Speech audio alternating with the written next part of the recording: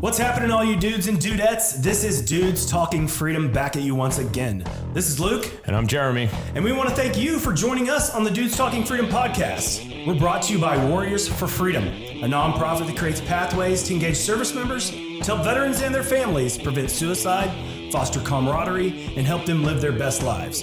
Check them out at warriorsforfreedom.org. All right, folks, we have Dr. Lydia Ortega, who is running for Plano ISD Place 4 Board of Trustees, and we'll be talking freedom, education, and whatever else we want to talk about. So let's get into it. Shall we? Sure. I'm great. Great. Can I correct it? Yes. It's Ortega. Ortega. Like the taco shells. But I have no relationship with that company. That's not my side of the family. Okay. That's too bad. I know. You know, they sold a lot of taco shells. Thank you so much for joining us. Right before you even showed up, we were like, Jeremy was like the taco shells? Like, yeah. I said, is it Ortega like That's the it. taco shells? Yeah. That's what I want the voters to remember. She's a taco. What was it? I got a little too carried away with, the kind of the fine. Spanglish, and I wanted to add a little extra flair to it. I don't know why. That's all right. I always rolled my R's a little hard too in Spanish class, Yeah. And it's tough. We get, we get a lot of guests. Ortega. Yeah. And, it's hard to, get everybody's name right. Sometimes, you butcher a name here and there. Borden or Burden. But that's the worst one. Burden. They'll never let me forget that ever. It's all right, though. Well, thank you for joining us. We really appreciate it. I'm so happy to be here. Here to talk some freedom and a Yes. little bit of school board candidacy. So why don't we start with a little bit about you? If you want, maybe tell us a little bit about your background and why you're running for school board in Plano, and we'll go from there. Okay. I was born in East LA. Is that too far back? I don't know. That's great. Let's go. And I had a fabulous family. They had all their fights and everything else, but they were fabulous because they really supported the kids. So my father was unique in the sense that he was dreaming all the time for us. He would always set the bar higher and higher and higher. And this is how he would do it. When I got out of elementary school, he said, okay, you're going to go to this high school. We went to the high school. And when it was time to graduate from high school, he says, which college are you going to? Now, this is how he phrased it. Which college? Not if, but pick the one. Right. I said, okay, Dad, I'm going to pick one. I picked a college. The minute I got in that college, he said, which PhD program are you going to get? I said, I don't know. I think I need an MBA first, right? There was no one else back in 1980s telling a Latina that she should go on and get a PhD. Yeah. Just my dad. That's where I heard it from all the time. And he kept raising the bar. I kept saying, okay, I'm going to work it. I'll get to that. So finally got my PhD. I got a job at San Jose State University. It was a right university I wanted. It had a lot of first generation students, and that attracted me to them. And then it was close to LA, but not too close. So I could always visit my family. Mm-hmm. So I was there. I got my office. I set everything up, and I got on the phone. This is a desk phone, the old ones. Oh, yeah. The rotary? Yes. Yeah. And I called my dad. Hey, I'm here. I got a new job. I'm calling you from my office. I'm an assistant professor of economics. And you're the first one I called, Dad. Oh, mija, that's so good. I'm so happy for you. When are you going to be president of that university? Never good enough, huh? Never. But let me tell you. No congratulations. No, he said, oh, mija, I'm so proud of you. Yeah. That's right. But when are you going to be president of that university? Right. And I can't believe he wanted us to aim for the moon because he said, if you fall short of that goal, you still land among the stars. Yeah. And say the same thing.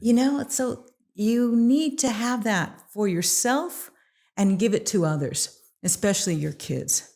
If you're not dreaming for them, nobody else is. Mm-hmm. Right. So set the bar high. Yeah, it's about goals and it's about trying, and it's not necessarily about intellectual achievements. I mean, those will come if you try and you have a goal, right? Right. There's 4 siblings. I'm the only one who got through college. Really? Okay? Yeah, I'm the only one. But everybody found what made them happy. And we are the tightest bunch of Ortegas you've ever seen. Awesome. Except for the taco shells in a box. We don't know. We're not associating with that part of the family anymore. The actual shells in the box are packed pretty tight. Right. So when you hard to get a box. Yeah, and then they just crack in front of you. They just break. And then you're like, I just spent $5 on this box. That's when you call it taco dip, you know. Taco dip, yeah, that's how chips were invented. Probably, That's right, yeah. Nachos. Taco shells that broke. Seriously. That's the worst when you open a box of taco shells and like half of them are broken. It's the worst. The worst. And they're stale. You got worse. Yeah, it's worse. So when did you move out to Texas? 2019. My husband and I were retiring. We came here to visit some friends of his, and they picked us up at the airport and started telling us that this lovely, lovely place called Plano, you know, where you have houses sliding like a houseboat. I said, what? Yeah, the mud here, it's clay and the houses will slide. Oh, okay. We're in the back car. You know, I just came over from a flight. And, did you know that they call it Tornado Alley here? No, Esther, I didn't know that. We just got here. She was telling me all the plagues that affect this area, right? Yeah. And I said, good to know right off the bat. But right away, my husband and I fell in love with it. We fell in love with it being a community of people. Yeah. And it's one of the places that I'm so amazed how many churches. There's over 180 just in Plano. Yeah. You know, and that's an old count. I'm sure it's much more than that. And that Prestonwood Baptist Church, how many does that one count for? Oh, that one counts like 5. Yeah. I've seen that put one. on a pretty amazing Christmas shows. It's incredible, yeah. It rivals Broadway, right? It does. It absolutely does. So I fell in love, and it's my home. I felt like my heart meant to be here, that it was synchronized now and beating. And you know what I like about the Texans? So brand new person coming over, trying to make it, trying to fit in. And I found out that everyone says, may I help you, ma'am? Yeah. You know, I thought it was just me. Everyone's so nice here, right? Yeah. I'm from the Northeast, and nobody's nice in the Northeast. Like, don't tell me what they say. I grew up in Boston. My wife grew up in Jersey, so we're Northeasterners, and that's one of the reasons my wife wanted to move here. Yeah. You know, she dragged me here. I wasn't kicking and screaming. I eventually came willingly. After same thing. We came down, we checked it out, and I fell in love with it as well. Yeah. But she had always said, like, I want to live in Texas. I want to live in Texas. Wow. Something's calling me to Texas. I was a Southern Belle in a previous life, you know, that kind of thing.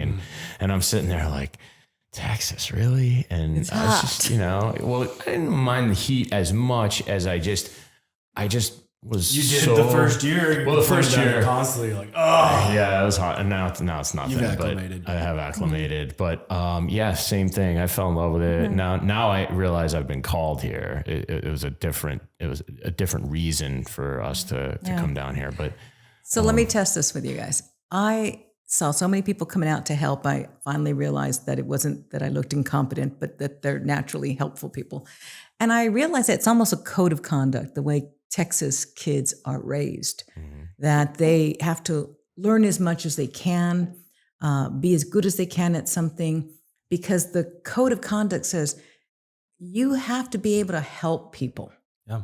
You know, you got to be strong enough if that's what's required, or smart enough to put something together, to jerry-rig something, to MacGyver it, if that's what's required. And when I realized that that's how people were operating, it's pretty distinct from California.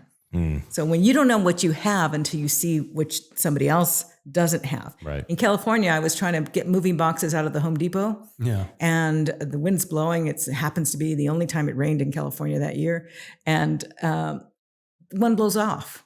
And I'm looking around to see if somebody will help me pick up the one that's blown off. I can't let the ones in the rack fall.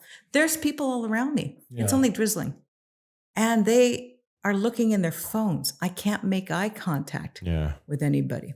But when I was here at a Costco trying to get that little giant ladder, which weigh a ton. Yeah, they are heavy. Yeah, I had to break one out a week ago at a client's house because the picture was just 4 inches too high. So I went back home and got my little giant. They come in handy. Yeah, they do, but you got to do your workout when you do that. So I'm trying to twist it because I'm in a rental. I just got to twist it a little bit and I can get it in. But I couldn't do it. And all of a sudden this guy just says, may I help you, ma'am? Steps right in front of me, gets in, twists it, puts it in, and then keeps on walking out. You're like, this masked man just came and rescued me. It's amazing. On that. So that code of conduct is contrasted with the lack thereof, where they're even men are even afraid to open the door for a female in California. Yeah. The Northeast, they'll just let it slam in your face, male or female, doesn't matter. Well, you're born tough and rough, and I mean, the survival of the fittest. It is kind of like that up there. There's definitely a lot of rude behavior, a lot of attitude. I worked in New York City for many years, pretty rude, generally speaking. Not like California, different type of vibe. Californians, I think, just are like, they just don't care as much. They're very self-absorbed. Like you said, they're in their phones. Yeah. They're kind of like in their own little world, in their own little bubble. They're not really paying attention as much to the things that are going on around them. Whereas New York, it's just kind of like, get out of my space, like get away from me. You know? Part of that's generational, right? Like, the phone has become more and more prevalent even. Right. I mean, my 6-month-old son, who weighs like 1,000 pounds, he's huge. He weighs 25 pounds actually. But when I grab my phone, like I can be like making him laugh by doing some goofy face. And then I just touch my phone. He's like he'll go straight stone cold. Really? Yeah. Cause I don't know. He shuns it. He feels like he's competing for it. And I'm like, that's I right. feel bad. That's right. He's losing your attention. Exactly. You're giving the attention now. You're done with him and you're giving the attention to the phone. That's actually pretty recent. I mean, my kiddo is now 24 years old and he's in Singapore and he's going for his PhD. But I remember raising him, and the big decision I had to make was, should I get him a Pokemon game? Because if I don't, he's not going to be able to talk to the other kids in the schoolyard, because they're all trading Pokemon cards, and he won't know what's going on. So we did that, and fortunately, he loved it enough that he wanted to read the study guides or the whatever those guides are to do it. So I bought him all those books because at least I could say he's reading. He's reading, yeah. On that. But years later, I'm watching the parents watch their kids play tennis, little kids learning tennis. Not one parent is talking to the other person sitting next to them on the bench. They're all looking down at their phones. Yeah. And I remember when we were sitting there on the benches and we were like, and what do you think about this teacher? And what about that? And did they do this kind of thing at the trip? And we're trying to get information from one another, and they're just completely absorbed in the phone. So it's really progressed to a tipping point. I agree. That was social media back in the day, and it still can be, and it should be, because when it boils down to it, it's all about community, right? I'm from Oklahoma. This is all just kind of secondhand to me, right? Like this is how I was raised, Stillwater, Oklahoma. Like we were all friendly to everybody. Everybody's friendly. It's a super friendly town. I had a little bit of culture shock when I came to Dallas, 23 years ago. And things were not so friendly down there, actually, down in Dallas. It's a different world down there. It's not California. It's not New York, but it's somewhere in between. And it's just, I don't know, it isn't as friendly. And you're not going to find people that are going to help you like they did in Plano. Plano, outside that 635 bubble, right? Like there's kind of a nucleus of the city where things get really hardened, like these people's hearts are just kind of iced over, essentially, from all the rat race, right? Or whatever's going on down there. There's just so much hustle and bustle. They have a lot less greenery than we have here. Yeah. And that's the biggest thing that surprised me. I've got a beautiful place with trees. You guys know what trees are? Yeah. So I looked around and I'm like, where are the trees? So this community has only been around for like 3 or 4 years. It was completely raised from a chicken farm before that. So there's not been a lot of trees, but there are some planted, and it just takes a little bit of time for them to grow. But So it'll look as beautiful as my neighborhood. They were planted in the 1980s. It takes about 20, 30 years, but it will take some time. It's gorgeous. And it's, so coming from California, where the only thing people were growing were rocks in their gardens. Oh, yeah. It was all rock gardens and stuff like that. Maybe some cactus. That was it. That you had some cactus for a little bit of color. That looks nice. Yeah. And I came here and, oh my gosh, there's bunnies and bluebirds and, red jays and everything. Yeah, well, that's I feel like I'm when you bring up bunnies, I'm like, oh, they're going to destroy my yard. I'm like, they're so cute. Yeah. Sure they are. 1,000 of them later, you're like, That's my little stub of a garden I got. Just a bunch of nubs out there. But that grass. Right. That, hey, you have to get somebody to mow, okay? That grass that, needs to be maintained.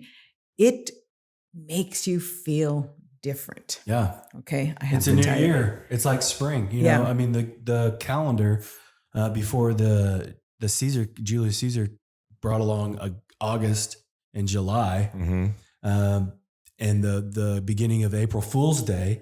It was actually the beginning of the year, and that's how the April Fool's Day started, because April 1st used to be the first day of the year, and that brought about green spaces and a new year, brand new beginnings. And looking at green and green spaces, just like you said, is one of the most therapeutic colors that exists on our planet that we can see. That's funny that you say that. Green's my favorite color, and I did not know that had that, connotation to it, but it's therapeutic to have more of it. Yeah. That's great. Yeah, we need more green. We do need more green. Yeah, that's why that fake turf in your backyard, maybe that's not such a bad idea, because here in Texas, and a lot of the people that move to Texas, they're not familiar with this dormant grass that goes brown in the winter. And I've heard a lot of people from outside the area complain about that. Like, where'd my grass go? Well, it's dead. That was the big thing when we were first looking at it down here. We came down here in October. Yeah. And we came back with the kids in December, and this was in 2018 when we were making the decision to move down here. And all the grass was like brown. And my wife is like, why is the grass all brown? Is this normal? Like everywhere, it's brown. It's gross. And then I'm like, I don't know. I have no idea. Yeah. And then, it turns out it's normal. And then it comes back in, like March-ish, April timeframe when the rains start to come a little bit. And then, the grass it starts to get a little warmer, and you can turn your sprinklers back on. And, but yeah, like the turf in the backyard wasn't necessarily because of that. It was because I have 2 dogs, and they pull all that brown, dried up now you got dirt. That's not going to grow anything. Turf. Now it's just turf, and they don't traipse anything inside, which is wonderful. It keeps our house very clean. It's a nice also for the water and the lawn equipment. Yeah, and totally. You don't have to get out there and garden as much. Yeah. Well, we have the pool too, so it takes up a lot of the space anyway. So there wasn't that much place to put grass, so there's not that much turf. So but okay, so you moved here and you love it here. And that's awesome. So you've been here almost 4 years. Yep. Sounds like. And going on 5. Going on 5. Same here. Well, be 4 years in a couple months, and then I'll be into my 5th year. But, and so why school board? Why running for school board? It fits what I can do. It taps my passion, which has always been education. I've taken first-generation college students and helped them in the way my dad helped me. I showed them jobs and opportunities and got them scholarships and everything else that could take them higher. And I taught them all how to think again. That took a lot of time. That was like an 8-year effort to figure out how to fix the problem of there's only one single right answer. When we get into college, we want them to be able to debate and to argue and to really test things before they swallow, right? And figure out, is this right or wrong? And that, by the way, goes back to freedom. Yeah. You need to be able to think for yourself, to look at the consequences of things, to make decisions. Should you buy this house at this time? What about the other houses? Maybe you should get more acreage.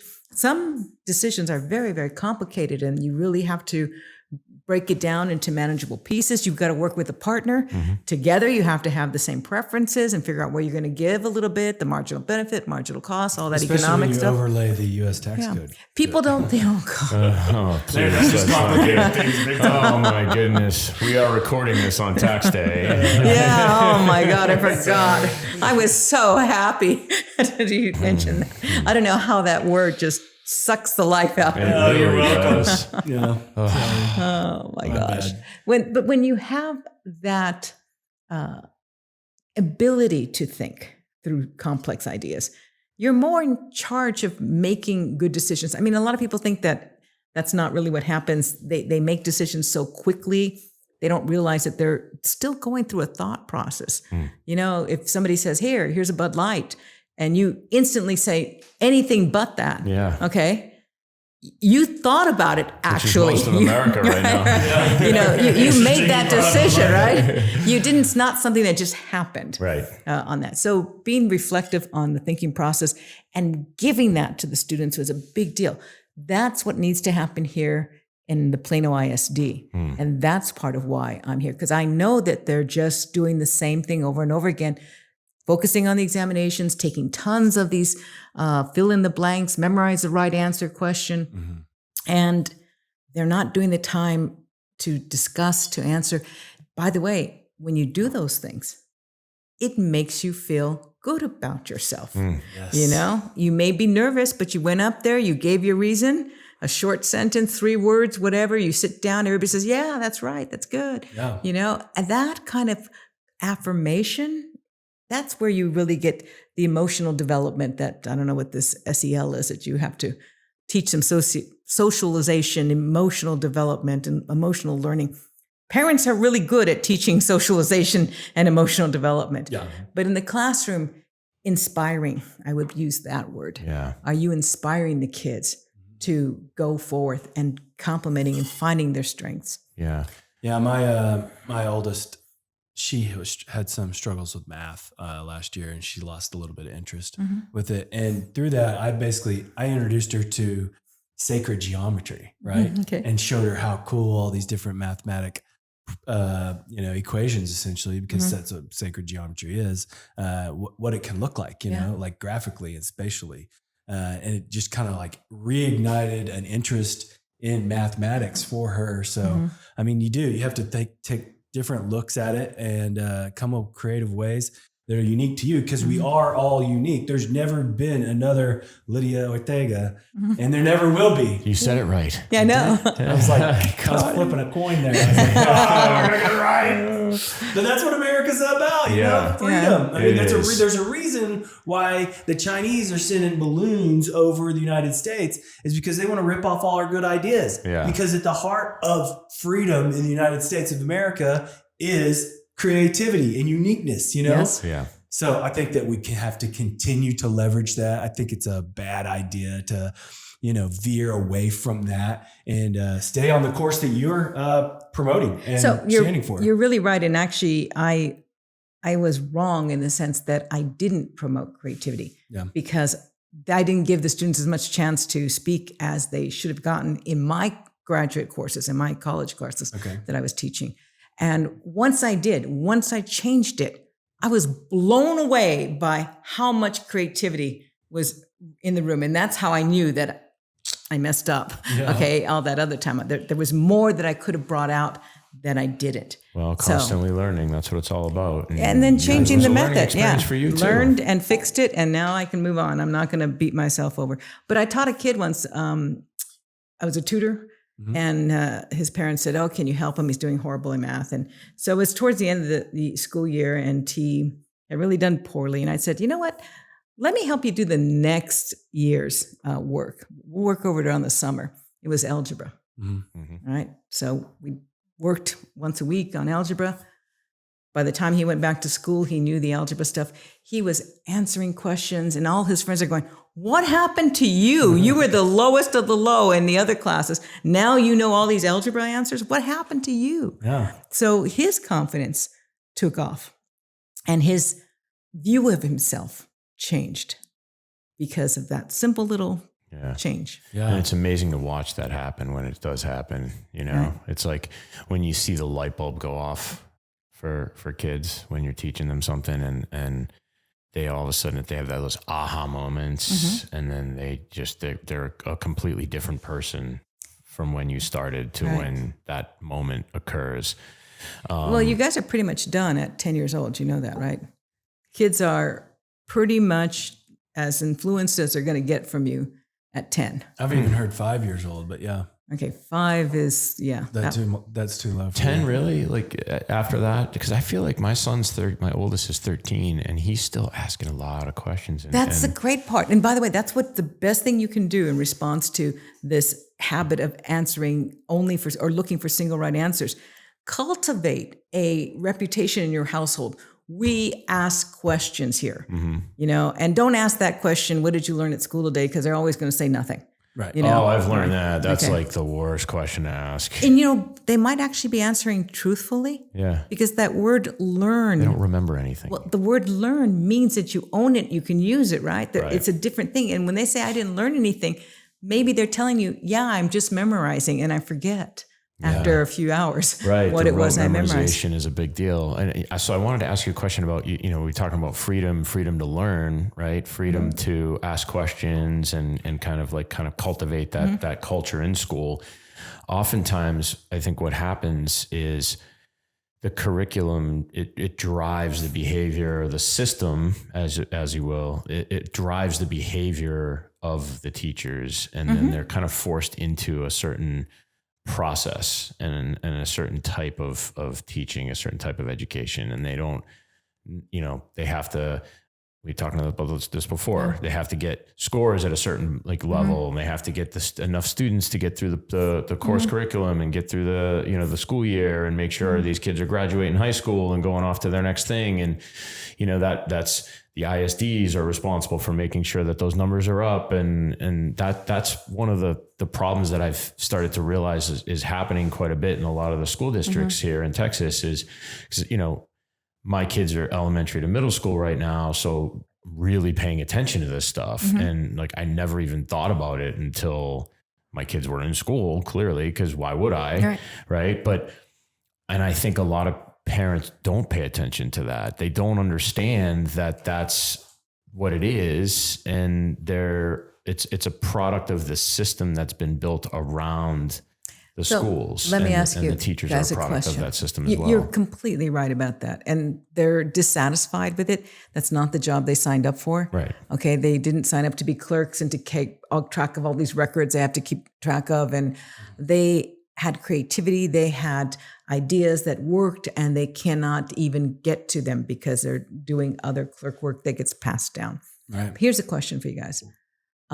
Since you're both parents and you have kids in school, how do you know whether or not your kid is getting a great education? I don't think you do. I what is a great education? I mean, that would be my question. Yeah. Right. I still ask questions. Yeah, I know. That's why you're doing the podcast stuff. I think it's the curiosity thing, you know, when they come home and they talk about it and they're excited about it. When they go on field trips, I think that's exciting. I think they definitely learn when they get out and explore and do some hands-on stuff. But yeah, when they're not excited about it, when they're, I know that they're not learning. You know, I just want them to have an interest in it. It's like reading, right? Just read something and be excited about it and have a curiosity for learning. And if you can keep that, that's probably why your oldest son still asks questions at the age of 13. He's got the positive feedback. It's ingrained in his upbringing. It's in his DNA as a person too, though. He's very different from my daughter, who's the middle child, and my youngest son, who's about 5 years younger than him. So my youngest one is the one who's always coming home and saying, "Oh, I didn't learn anything today. Nothing. Ask this different question. Ask him, what was the best question you heard today? Oh, okay. I like that. And so everything has to be about the questioning aspect. And the questions are basically why.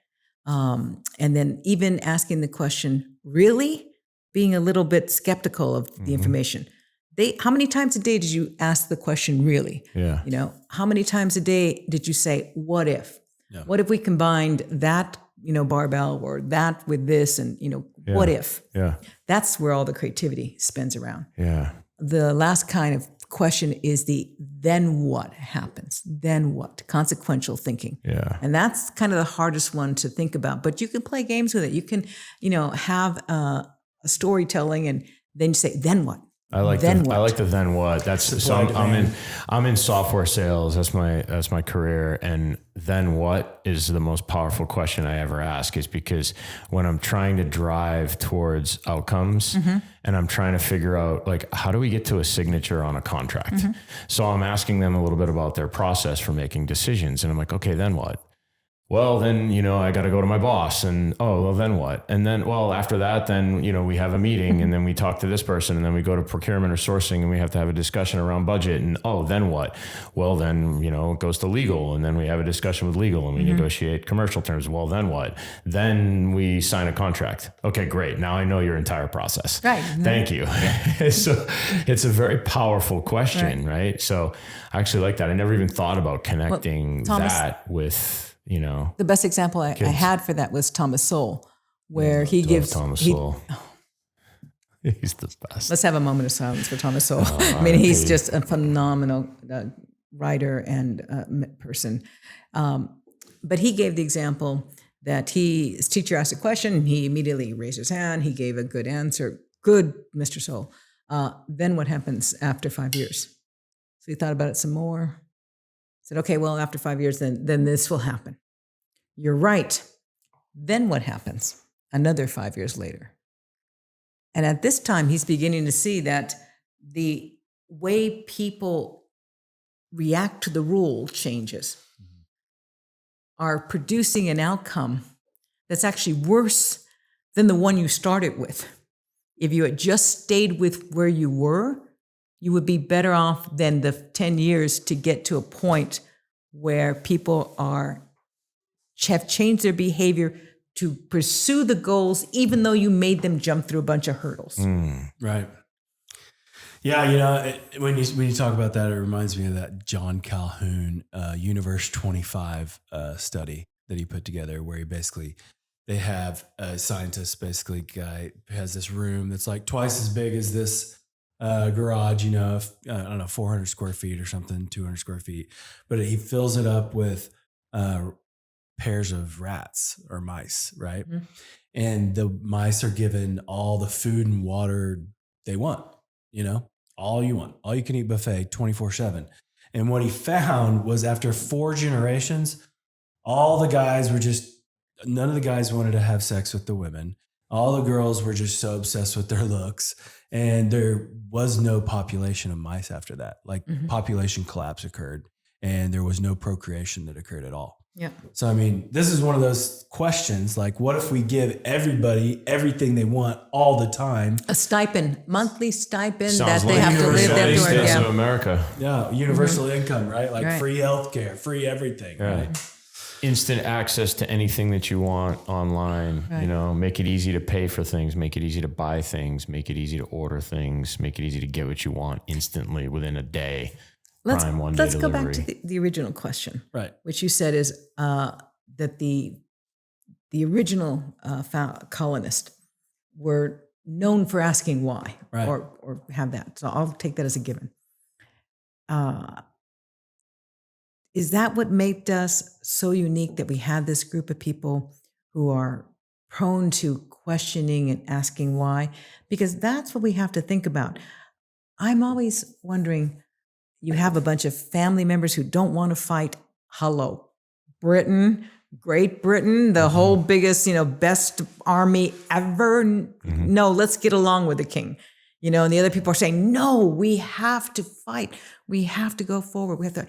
What really were they fighting for? What was it that made those black robe pastors grab the gun from the pulpit and say, okay, I'm going out now. Are you going to join me as a regiment? It's a feeling. It's an idea. It's a dream. I don't know. What do you think it is? Yeah, first, I think Great Britain had the greatest navy of all time, right? Yes. They absolutely did. I think that their army, they just brought in and just overpowered you with numbers, it was a numbers game for them. I don't know how great they were, but they just beat you with numbers. It was a numbers game. Right? I think they had just beaten Napoleon. They were pretty tough military. Yeah, there were some backdoor dealings that took place, I think, with Napoleon, though, that got him into some trouble. But, for sure. Yeah. They played some they were cheating a little bit, I think, with Napoleon. But it went on way back then too. Oh, yeah. The cheating behind the scenes. These banker wars have been going on for a long time. Napoleon's brother was the head of the Netherlands, I believe it was. So his family had a far-reaching influence across Europe, for sure. It wasn't just France. Yeah. Right. he had installed family members all across Europe. Yep. Meaning he married off cousins and everybody else That's too. right. Right. Yeah. So I don't know. It was also you've seen the movie Patriot, right? With Mel Gibson. But by the way, I love Mel Gibson. Yeah. But a little bit of guerrilla warfare helped us beat the British too. Yeah. So. Yeah. I mean, there's something to be said for like the passion for being free, and they didn't feel like they were free, right? Well, they saw it happening incrementally. I mean, they were ticked off because the British had put people in the rooms and the houses. Right. They had done all these things, and so little by little they're losing their ability to dictate taxes or anything else like that. Yeah, it's a sovereignty thing. They were losing their sovereignty. So that happened to us as humans. Because little by little we've been losing a lot of rights. You think? I think so. Little by little, but. You've been listening to our show, huh? Boiling frogs. So, right. but why is it that they reacted before it got to that point? They could have been with good old King George for I don't know how many more years and just, put up with it. It's a big country. Let them have that. We'll go further west. We'll develop. Well, the Tea Party took place, right? Well, Boston Tea Party. The thing is Great Britain had a power structure, on their little island, and that's where they have it, right? And what they did was, and where they lose control of the situations, is when they send these colonists over to the New World, right? And it opens their eyes up to just tons and tons of opportunity, right? Like the fertile grounds, the tobacco and the cotton, like that's what America was built on. It was an agro-economy, right? Right. And that's why America flourished, right? Even when the Pilgrims landed here, they originally set up a system where it was socialized system. Yep. Everybody feeds in and everybody works together, it's a socialist thing. And that the crop yields were horrible. And so the next year they had to go out and say, here's your plot of land. You eat what you kill. And they brought in the biggest bumper crop ever. And they're like, holy shit, we are onto something. Freedom works, Yeah. And so I think that ideology based off, potentially just the Pilgrims, and the story and the folk tales essentially, and they just grow and build on each other. That ends up being kind of the essence of America and the essence of what freedom entails for individuals. I think you've encapsulated everything you said. I'm going to put it into one word. Okay. In America, they had choice. Yeah. Okay. That's it. And when you talk about freedom, how do you know you're free? When you can choose to do the thing you want to do among the different options you have. Yeah. So I'm always reminded that in the Bible, Genesis, Garden of Eden, God put choice. Eve chose badly, okay? Yeah. But he gave that choice. That was the one gift that I'm not letting anybody take from me. That's true. On that one. Free will. Well, the God-given ability to choose what you want. And thank God for the forbidden fruit, right? Like, thank God. Why? To have that ability to, know between right and wrong, because there is no love without hate. That's right. You have to have that dichotomy of forces that are working against each other in order to make love that powerful or make good that powerful. I wonder how we've been losing it. I take some blame myself because I know back when we had the politically correct speech, I'm like, that's ridiculous. Okay, but it just means being polite. I'll be politically correct. And then they wanted something else, and I said, okay, well, fine, you go do that over there. I'll go live on this side of the world, right? I'll do something else. Right. So in other words, I kept saying there's enough room to be accommodating. I don't agree with you. I never said I don't agree with you. I just said, I'm going to leave you and go this way, right? Yeah, you do you, I'll do me. Exactly. Thank you for putting it perfectly. Okay, one more time. You do you, I'll do me. That's it. That's what I was doing. That's my son says that every once in a while. You do you, I'll do me. But what happened there? Was that a mutually agreed upon statement? because I don't think the other side had any intention of letting you do you. Oh no, and they don't. They do not. Right. That is, you hit the nail on the head. That is one of the biggest problems we face in society today, is that many people would rather just say, look, you want to do your thing, you do your thing, but don't force your thing onto us, and let us kind of do our thing. Right. And everyone will be happy. You know, like we can all like live in a kind of cohesive culture and be nice and civil with one another. Just do your thing and we'll do our thing.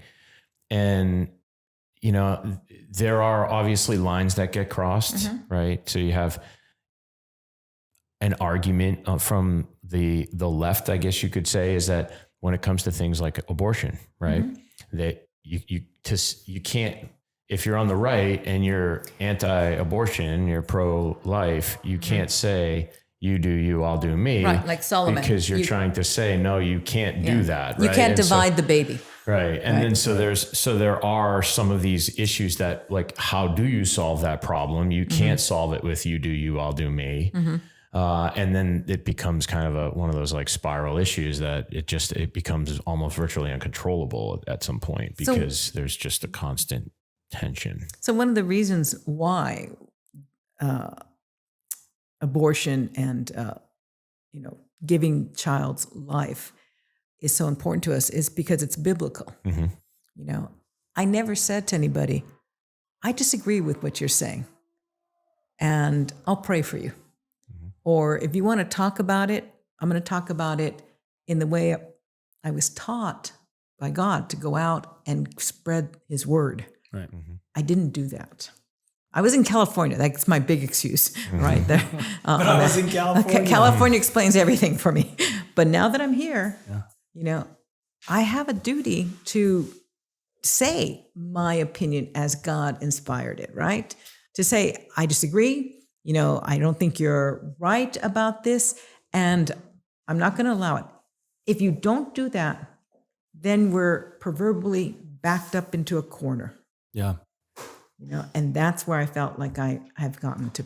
Well, it seems like you kind of did do that actually in California, because you were saying earlier that you had a group of capitalist-leaning people there at San Jose State and George Mason and Virginia Tech. And you've kind of been promoting these ideas of choice within these very liberal, institutions which pretty much almost all of our universities have become. But it seems like you've kind of been an early adopter of this movement from the get-go, right? So how have you dealt with that blowback that you got from the administration, and what are some of the challenges that you've dealt with by pushing that agenda? Let me tell you about one other one first, and then I'm going to come back to that one. Sure. You gave me something there. You gave me an out, and I'm going to come back to that. Okay. But I want to tell you my biggest, most significant experience with racism. All right. My dad told us, "You're Americans." Yes. All right. And he slammed the table a lot harder than that. Sorry. Okay. So, I really never thought of race. We were never taught anything about that. And I remember that when I passed my GRE test and was applying for graduate school, I got every single university in the United States sending me applications, because here was, and again, I didn't put it together then, a female of Mexican descent, let's, give her an opportunity. Even Harvard was calling me, and they wanted me to go there. But I had my eyes set on a program that I wanted to attend to, and I went there. When I got my job interview at San Jose State University, it was meeting people, talking with people. They had a huge buffet. They had so many female teachers all up, from across the university brought to meet with me. I was exhausted. I wanted to get to LA, but I hung on there until the meeting was over. So fast forward, I get the job. I'm in that office again. And my colleague comes in and he says, Lydia, no one ever got that, huge buffet that was offered at your job interview. What? And they brought specifically every female they could get on campus to come and meet you. What? No one ever had a package like you did, the computer package and the summer money package. Yeah. And by now, I'm completely sinking because it's dawning on me. First time ever. They wanted me because I counted for two. Yeah. It's a real thing. So what I want people to know is you think you're doing somebody good by being affirmative and putting them up and giving them a chance. I realized in that instant, I must have been pale, completely lost color in my face, because technically it meant I could do nothing and they would still pass me. They would take out any motivation to work, to try to get better, to strive, to compete. They would take it away. Yeah. Like a mouse with unlimited food. There you go. Water, exactly. Right? Yeah. And so my colleague, God bless him, laughed. And he says, don't worry about it. Just show us what you can do. Those words. Good. Just show us what you can do. That saved me. Okay. Good for him. But I want that for every kid. Yeah. Show me what you can do because you matter. Not what your parents did one night. You matter, whatever color you come out. If you come out with stripes and polka dots, you still matter. Okay. Melanin, why is melanin so important? Well, it sounds like wokeism was big back then too. That's woke culture. That's what it is. I see it in corporate America all the time. Oh yeah. I have been at companies where I have been asked to ensure that there are women in the conference room with me and that it is not all men in the room. Mm-hmm. And if that's the case, don't have the meeting. This has been said to me. Mm-hmm. And I just wish ginger was a race. Part of and part of the problem with that is listen, we were always we're going to hire the best candidate for the job. That's always the thing. We're going to hire the best candidate for the job. Mm-hmm. And if it's a woman, it's going to be a woman. If it's a man, it's going to be a man. We're going to hire the best person for this role. And at one point it became a numbers game. Maybe everybody should wear a burqa. You've got then you can't tell. Yeah. Nobody knows what's under that. You've got to fill this role. You interview whoever you can interview, but try to hire a woman for this role. And then you're like, if you were the woman, how do you think you would feel if you knew that you were getting hired because you're the best woman candidate, but you may not have been the best candidate? Mm-hmm. And so I always had a problem with that fundamentally because it didn't feel right in my heart to do that to someone. And even though they're a great candidate, but maybe they're not the best candidate, mm-hmm. but yet you get forced into putting them in the conference room or in a meeting. And sometimes some of these women were like, why am I even here? What am I doing in this conference room right now? I don't know anything about this customer. I don't know anything about this product. But you see how that's debilitating? Yeah. So again, when people think of affirmative action, they think of all benefits, very superficial. Yeah. Just what's happening to make it look good by the numbers. But what they don't look at is the psychological, emotional cost, the imposter syndrome that runs rampant. The fact that it's been shown, this mismatch of African-American students, for example, who excel in their college experiences, and they get picked up by Harvard, where they're in the bottom 10% of the class. If they had gone to a second-tier school or third-tier school, they would have been at the first of their class. And they would have succeeded in their tech or their computer science, whatever their aspirations were. Now, when they're obviously quickly put out of their math classes that they wanted to be in, they go to sociology. They go to, victimization. It overrides the most important macro, which is what we already talked about, dreams and trying, right? Yeah. And those are the most important macros, right? Yes. That's the thing. And so that dreams and trying, that just went back to the founding fathers, and to that's making what it was worth to fight for. Yeah. And that just hit me right now. Yeah. Why did they fight? Why did they risk everything? Because they didn't want to give up on the ability to dream and to try for more. And that's the opportunity they had in this new country. You mean it's not about, getting a mortgage through Wells Fargo and having an American dream? Is that not the American dream? You is mean owning a home and slavery isn't the American dream? 60% of your income towards your mortgage? No? And then the other 40% to taxes? Right. Oh, there's our I don't know if they were going to, fight the British for their little homestead, but they were fighting them for the fact that they saw the future, that they could have more, that they could do things differently. Yeah. And that possibility grabbed them. Yeah. So that to me is a perfect description of what motivated them. I feel happy with that answer. Going back to your other question, which is what kind of reaction did I get? I was very careful because we were hiring people to specialize in political economy, public choice, in Austrian economics. These are very classical liberal. Karl Menger, yes, and Mises and all of the Hayek. The Road to Serfdom, that book should be read again by everybody. We're on the road. And I wanted to be careful because I know that department back in the 1970s, well before I was there, had been Marxist. The whole department had been like 90% of it Marxist. And 90% of the universities in the country are Marxist. Yes. But that department, that was a stronghold. They were trying to make it the place where they would kick off a California movement. Yeah. Okay. And the president that came in, he had the guts to replace their chair, put in a new chair, and to do the hiring with that new chair. And they hired very different people. Okay. But I remembered that there was a lot of indoctrination. I said, we cannot do indoctrination on the other side of the spectrum too. We have to cultivate thinking.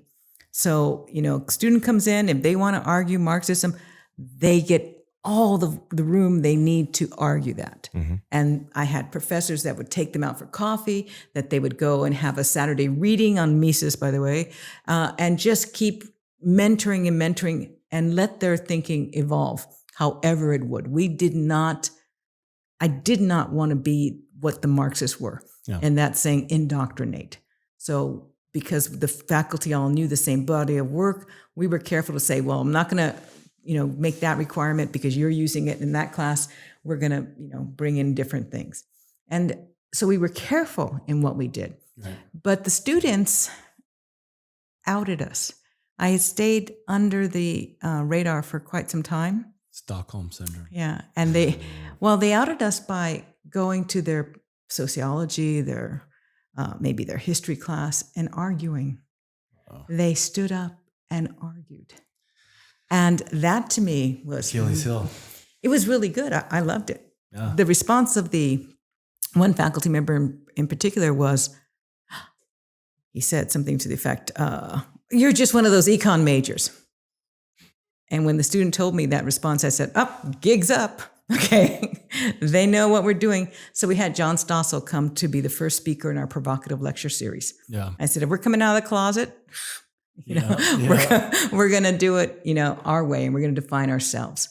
So we were so successful bringing in money, bringing in a cohort of business people who supported us, and we met with them regularly, and we had, exchanges of information and speakers and stuff like that, that I had a lot of time, 15 years to build that program. But they never last on campuses. UCLA had one, they died, okay? Yeah. And Chicago, still around, kicking a little bit, but it's going. Yeah. So I didn't expect it to be forever. I think 15 years was a good run.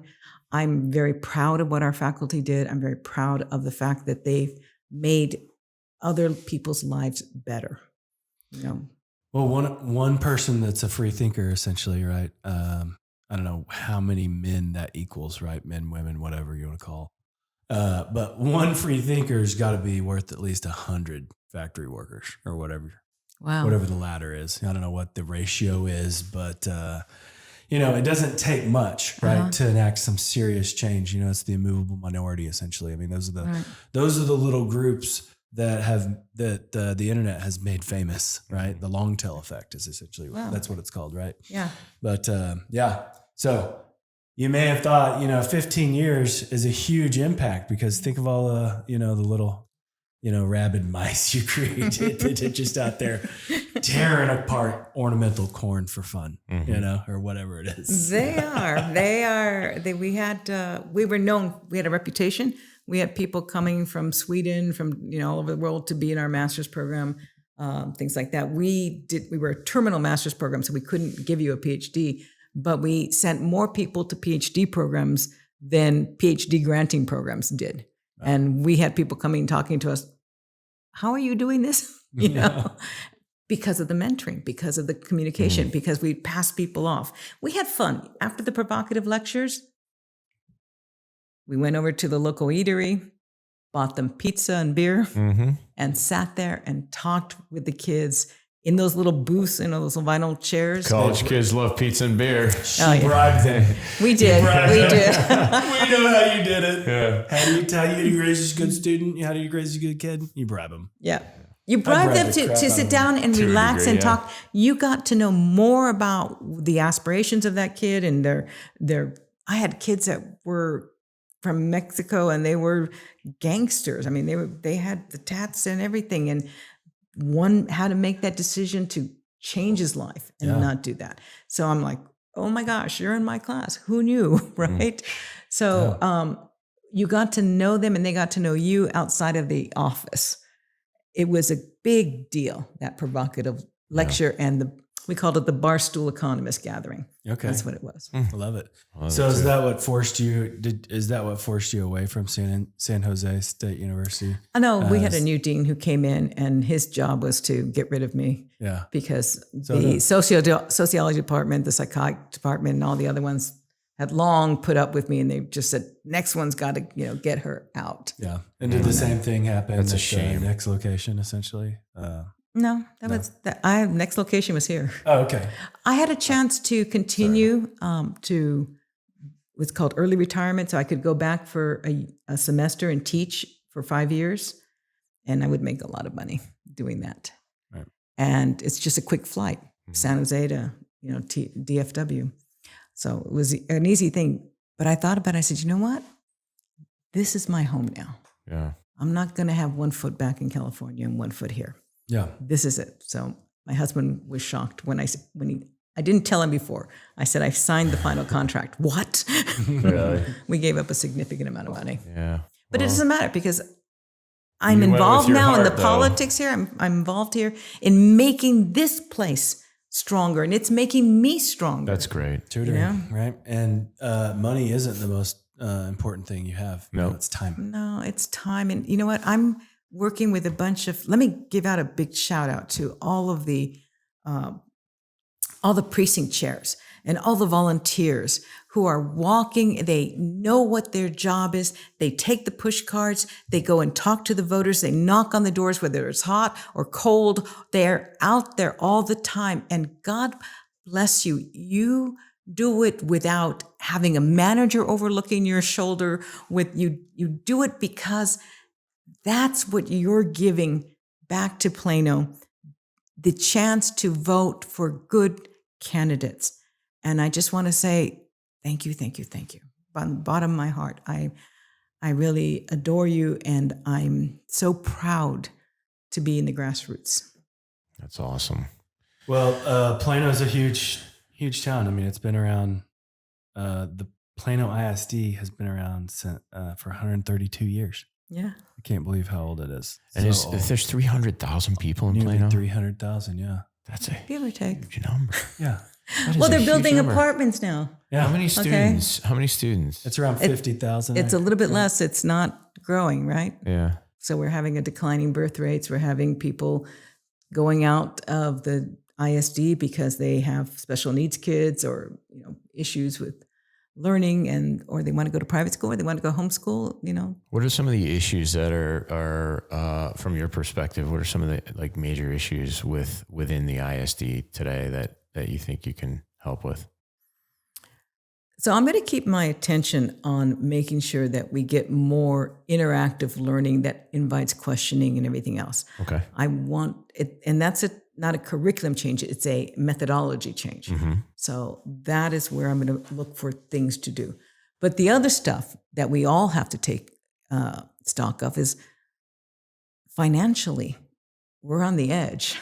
Okay, we've got about 3 years to recoup some more money from our recapture, or we're going to really struggle. We're going to have to take out loans to make ends meet. So that's the banks will love that. It's a big problem, okay? Right. Yeah. And recapture, I think we're creating codependence. Mm-hmm. I don't know who has gone out as a team to investigate the recipients of this money and how it's been used and what are the effects and how people are learning. Maybe there's some place in somebody's office, a comprehensive report in terms of what has happened over time. I doubt but that. I want to see it, or I want to take you should want to see a group together and have them explain it, because you make bad decisions when you are just given money like the rats. Okay. Right. Okay. The rat race. Do you think Teresa Williams, she's a superintendent Yes. there, right? Like, do you think she's open to these types of ideas? How do you think she'll receive, your mantra essentially? So I think that, my mantra is one of 7. Okay. So there's always collaboration. I mean, I'll come with the position, but you have to move the ball forward. You can't just hold the ball and not let anybody get it, right? Right. Okay. So hug. so we'll do that. But I have met her and I understand she is negotiating. She is working with some of the other members that are currently on the board. And I think that she will do that with us. So one of the big things that people have to remember, this election period, the voter is the employer for the school boards. Oh, it's not what TASB says, where No, child is the most important person. Not to the board. Okay. Yeah. Okay. That's not what TASB says. TASB has a different perspective. I've been on a lot of boards. I've been a founder of the Hispanic Foundation of Silicon Valley. I've served on that board. I've served on the boards of conservative groups that we're also a co-founder of, and on the Silicon Valley Goodwill Company. Mm-hmm. And that was a huge company, a corporate board and charitable organization. So I know what it is to serve and do a fiduciary job. All right. You are responsible to the person who employ you. If you were in a company making a lot of money, like, I don't know, Twitter maybe now will aspire to that, you're going to hold Musk accountable. Right. Okay. To what the revenue stream is and what's going on. And the board of directors will hold Musk accountable. Right. Right. So we have to be accountable and recognize our role for not just the parents, though. It's the whole community that's paying a lot of tax dollars for this school. Right. So we have to be accountable and give them the information they need to, come forward and be receptive to discuss with them on those kind of things. So I think then you have to remember, well, what do? We hire the superintendent. Right. And so the same thing applies to the superintendent, to be accountable to the board. Mm-hmm. Okay, not partners with the board. Mm-hmm. Right? That's a separate entity. We see that a lot.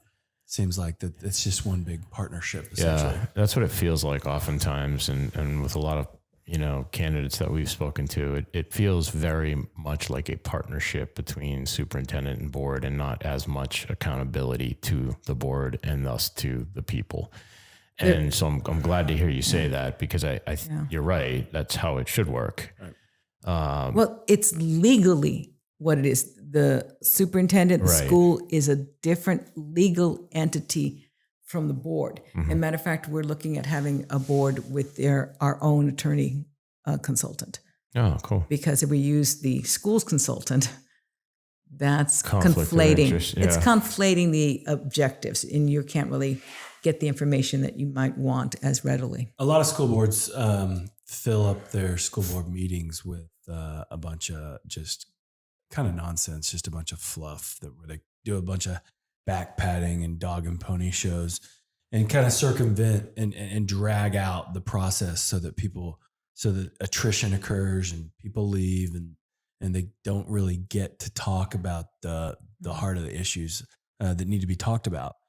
So I feel like, it's set up in a way to essentially fail so that the partnership of the board and the superintendent can go about running things. Well, because also look at how the people who are appointed right now, we're looking at myself. I'm retired. Right. Okay. What do I have to give? Time. Yeah. And my experience. Right. And why am I doing this? Why am I giving up my time when I could be going to wine festivals and all kinds of stuff? Okay. Because I know that morally, I would not be able to enjoy my time if I did not do my part to help these kids. Right. That's just the way I'm wired. People attack people that are running for school board at times because they don't have children in the district. Yeah. I've never understood like the vitriol about it. I don't get it. Yeah, me neither. I think it makes perfect sense for a person like yourself who has that time to devote towards it, ample time. The desire, the time, the experience. Yeah. I mean, all of the thing, you check all the boxes. So who cares if you don't have a child in the district attending a school? It doesn't, to me, that's irrelevant. I want somebody who's going to fight for my children to have the education they deserve in the district, to know what they need, right? Who knows what they, that's helping the fellow citizen of their community, right? So that's a big thing. I know something where the kids stop thinking.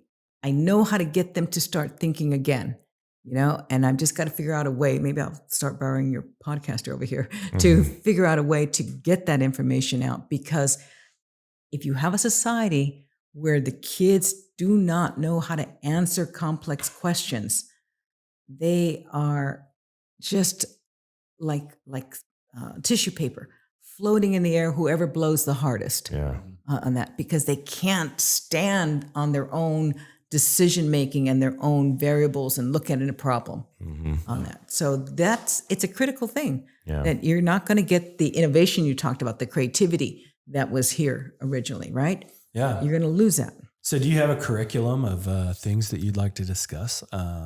If you did have a podcast? Oh yeah, it's all done. You have a curriculum of different shows. We could just plug you in. I'll come over. You know what? If you want to do that, I will do that. Let's make a deal on that, because I need a way to, and you guys would be great subjects. So you could be my subjects. Rats, you mean? Well, I would ask you questions.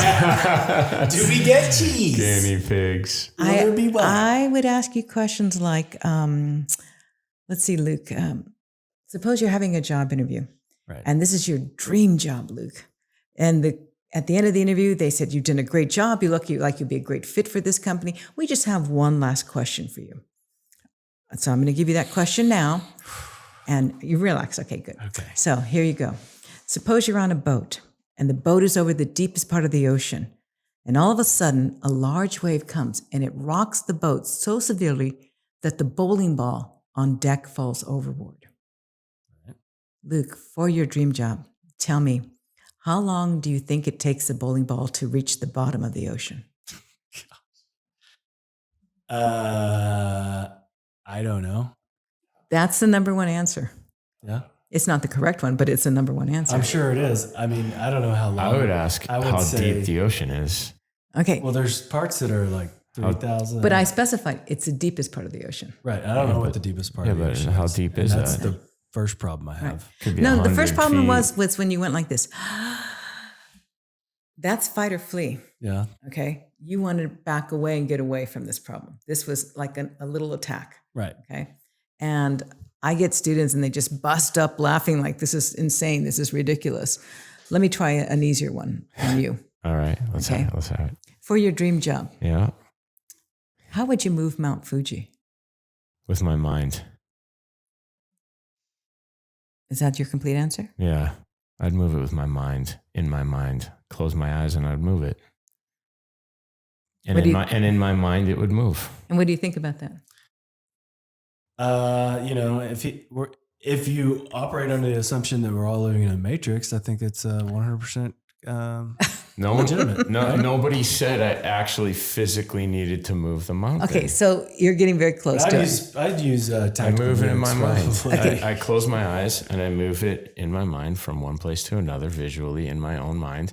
No one gave me any parameters about how to move the mountain. No one said I had to physically pick it up and physically move it from one spot to the next. I grab a rock and I throw it. And then I moved part of Mount Fuji, right? Yes. See, that's the thing. Look at all the creativity right now. Yeah. Look at all that. Yeah. I would take the postcard of Mount Fuji that I got when I went to Japan, and I would move it from one end of the refrigerator to the other. You know, because move means move it this way and this way, or you could put that rock next to it because moving means this way or this way, right? Up and down. So when I'm trying to get the kids to develop the skills that you had, is to get them to say first, wait a minute, because I'm going to give him your question in a second. See how he does with that.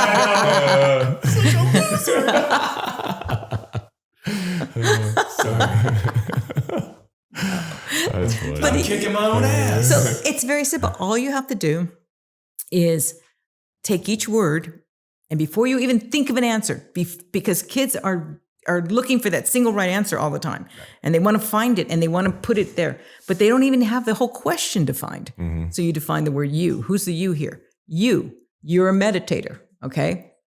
Can you make that statement? Yes, because the minute somebody gives you the question, it's now yours. And if they've left off things and information, too bad, you get to define it. Right. You get to make the assumptions. Right. And you can say that I'm a great meditator. I meditate all the time. I can even levitate things with my mind. And you could have gone that far, right? Blame. Right? Or you could have used the idea, you know, is it the real Mount Fuji on that? By the way, this never worked, what I'm telling you right now. And it didn't work because kids were in fight, flee, or freeze. So I couldn't even get them to this stage. Yeah. And when I found out that that's what was happening, I said, okay, well, there's nothing you can do. I can't erase this, you know, survival mechanism. You have to have fight, flee, and freeze. Right. But maybe I thought I'll let them slide into something else. Let's let them slide into, I know. Interesting question, Dr. Ortega. Let me think about that. I told them, you cannot give me a response in this class until you say, interesting question, Dr. Ortega. Let me think about it. So I'm thinking, they're just going to slide into something else, right? Yeah. So we did that. And by the way, it's a 3-hour class. I've got graduate students, upper division students, and we're joking around. We're laughing all the time. And we're making fun of this comment, you know? Sure. And I tell them, remember, if you're going on a job interview, stop before the words Dr. Ortega. Just, you know, we're just making fun of it. And we did that. So after 2 semesters, one of my students came back. He graduated. And he says, Dr. Ortega, I just wanted to meet you and just tell you again, I'm using all the techniques you taught us. Okay, give me an example. Sit down. Give me an example. Well, just the other day, my colleagues came in and they said, hey, they asked me a question. And I should have known the answer. It was an easy question, but I just went into brain freeze. So I'm watching him. Brain freeze. That guy just went into, you know, fight, flee, or freeze. That kind of thing. I said, what did you do? He goes, well, I leaned forward. And I said, that's an interesting question. And he goes, I was busting up in my head. You know, I was laughing. And I said, then what? Well, I just gave him the answer. Yeah. All right. I'm going to tell all your audience, you can stop being in fight, flee, or freeze if you genuinely laugh. I found a way to turn it off. And when I used that in my classes afterwards, I could get students to go through the steps and do the problem solving in a systematic way that they would learn and repeat and use. So if you want to turn off that feeling of fight, flee, and freeze, you have to know no one is strong enough to laugh when a real lion is coming at them. Okay? But if it's a toy, you know, wind-up toy, you'll, that's so cute.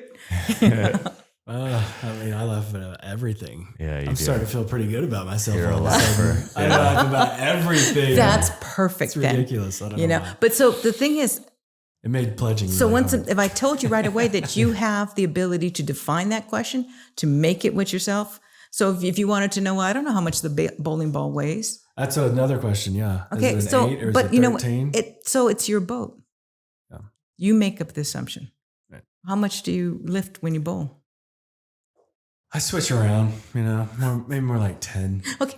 10. It's good. 10 pounds. It's kind of, I play the balls like I'm kind a of 10-pound guy like too. I got a bag of clubs.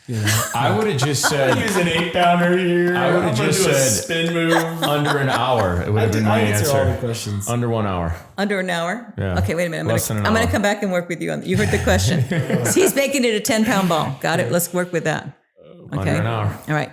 Let's see.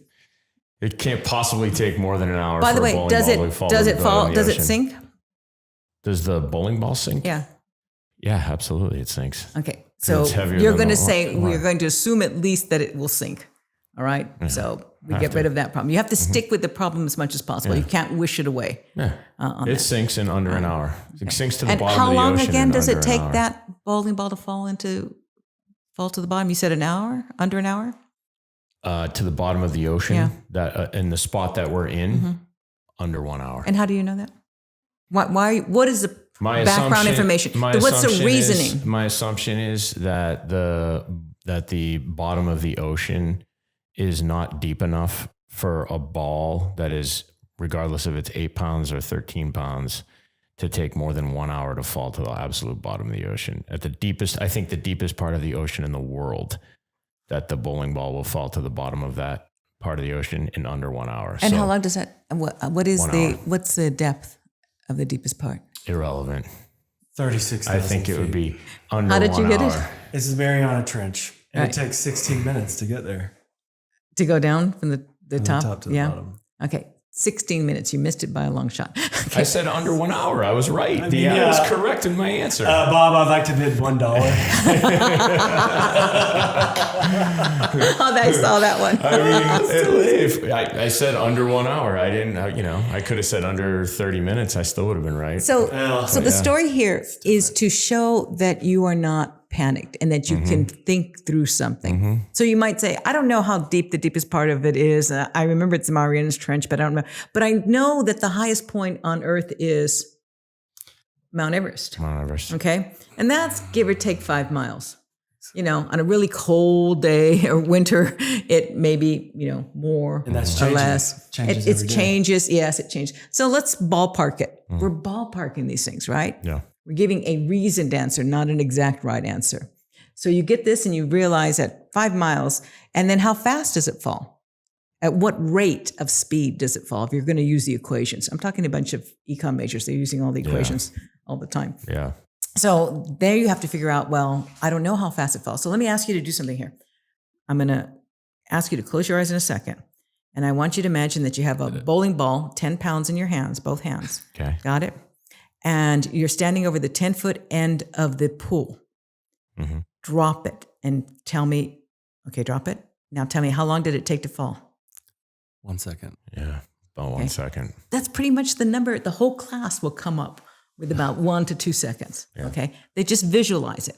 Now, is that the right answer? No, I don't know. It's a reasoned answer. 1.687 You didn't just make seconds. it up out How of many your jelly butt. beans are in that jar? Yeah. Yeah. Right. So you have to give a reasoned answer, right? Yeah. By the way, it got really good because then there's always the group, and you'll know this from your work, who says, yeah, but what about, those are too many variables. You're only looking at a few variables, but somebody always wants to throw in a different one. Mm-hmm. Yeah, but what about if it's caught in some seaweed? Yeah. Okay. Yeah, what about that then? Yeah, what, You know? what about it? Yeah. What about if a blue whale comes by with his mouth open and then it never reaches the bottom? That's Then pretty he's close. got an obstruction. I had the one. What if the current moves the ball? Or I had the one about the whales. Yeah. What if it's a whale migratory path? Yeah. Okay. Now think about it. What if there's a These are all submarine different variables, right? Lands on a submarine. Yeah, that keeps bouncing it up.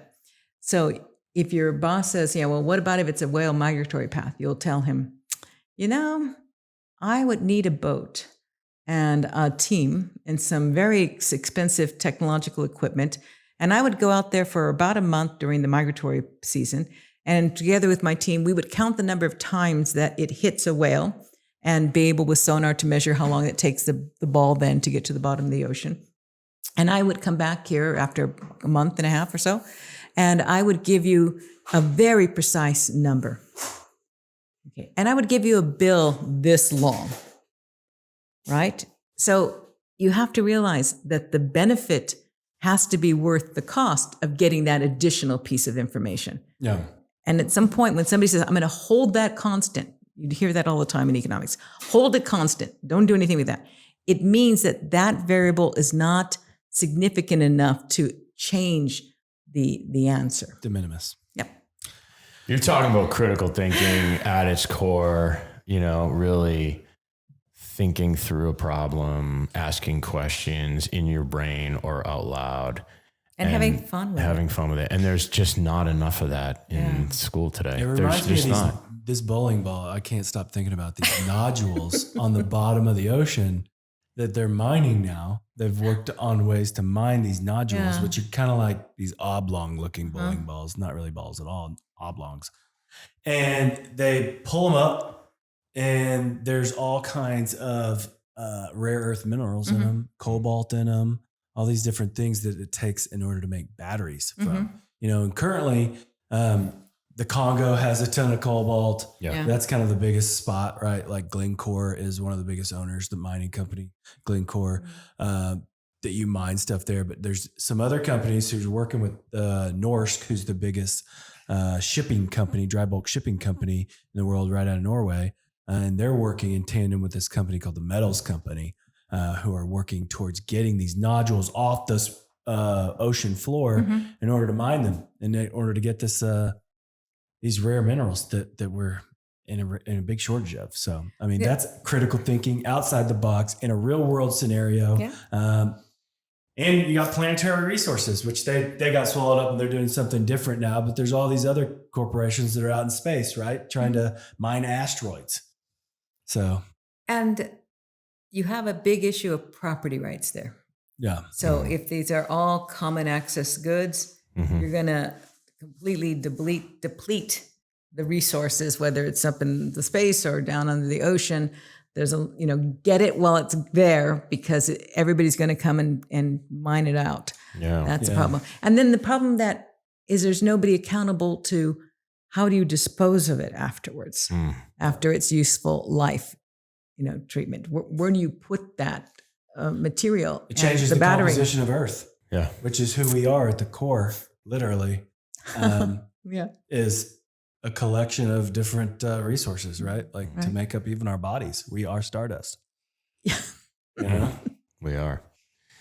I don't know what else to say. So we're coming up on time. If you want to just take a minute and let the folks in Plano who are watching or listening know why they should vote for you in this upcoming election, that would be great.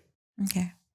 So I'm giving up my time, my money, and my effort to make education better, not just for the top 10%, but to make it better for that middle group, the one that keeps getting left behind. I want them to have teachers who dream and who have the time to dream and to find their skill set and inspire them.